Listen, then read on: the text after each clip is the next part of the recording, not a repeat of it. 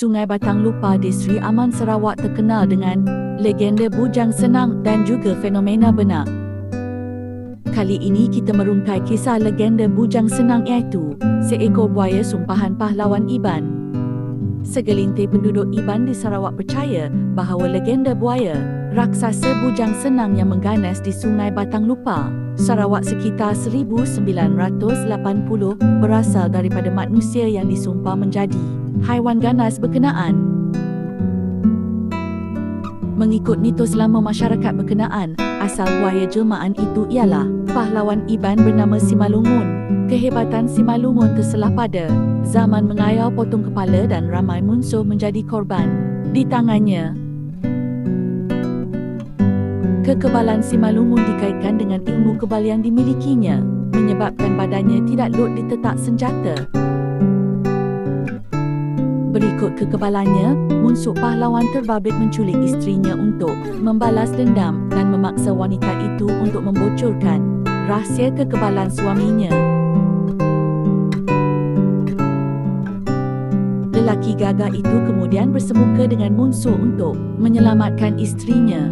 Bagaimanapun, isteri Simalungun mati sebaik dibebaskan sehingga menyebabkan pahlawan itu mengamuk.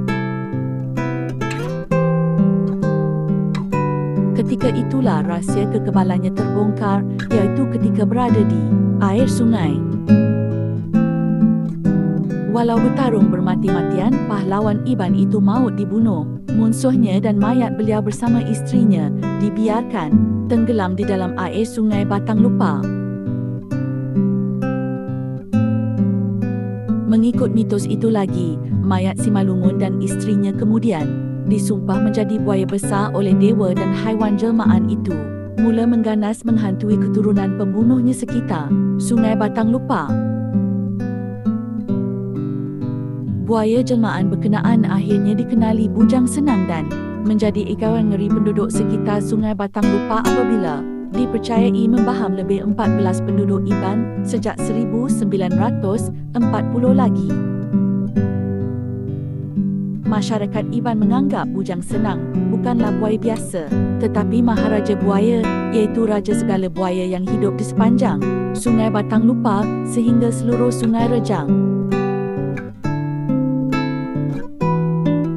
Bujang senang digeruni kerana saiznya yang sangat besar, malah sekitar zaman keganasannya, masyarakat dimomokkan bahawa buaya itu sebesar bas dan mampu memakan mangsa dengan sekali hadap. Lebih aneh ialah bujang senang memiliki tanda belang putih di belakangnya yang tidak terdapat di buaya lain.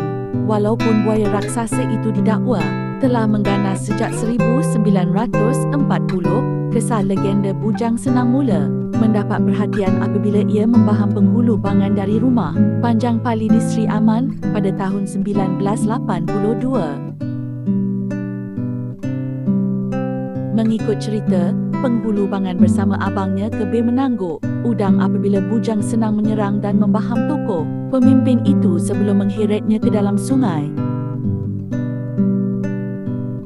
Kebir cuba menyelamatkan adiknya tetapi gagal, dan ketika itulah beliau menyedari wujud belang putih di belakang buaya besar yang menyerang mereka. Serangan itu mengemparkan penduduk dan operasi mencari mayat dilakukan selama 5 hari, tetapi hanya badan mayat lelaki itu ditemui.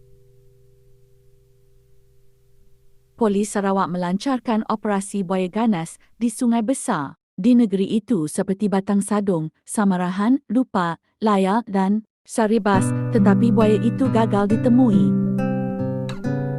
Bujang senang terus mengganas dan antara 1982 sehingga 1991 dipercayai 13 orang menjadi mangsa buaya raksasa itu.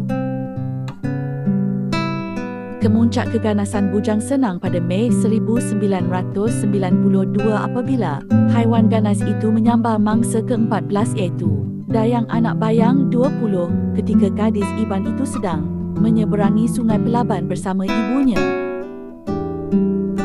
Berang dengan kejadian berkenaan menyebabkan puluhan penduduk Iban dan polis memburu buaya itu.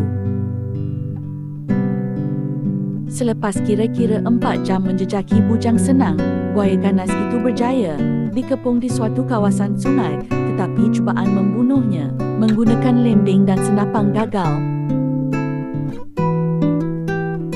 Seorang dukun Iban kemudian mencadangkan paku digunakan sebagai peluru dan atas nasihat itu, maka 40 das tembakan menggunakan paku sepanjang 10 cm dilepaskan ke arah Bujang Senang.